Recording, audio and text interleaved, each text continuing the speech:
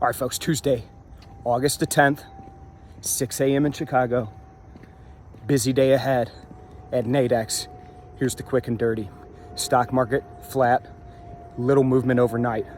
Oil market, trading off that low, $65 a barrel, and WTI trading just shy of $67 a barrel heading into the open.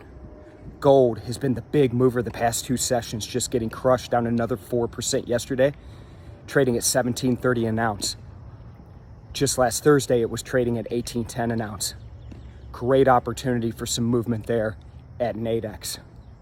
So why is it a big day at Nadex? Well, today we kick off our educational boot camp. That's right, we talked about it yesterday, how to day trade the stock market using Nadex products.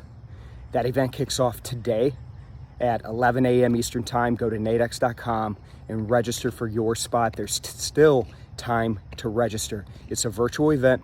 It's free. No excuses. Get in there. Make yourself a better trader. If you can't watch it live, we'll have the archived version up for you shortly after the event. But there's no better day than today. All right, folks, let's go get some. Let's make it a great day. I'll talk to you folks again tomorrow.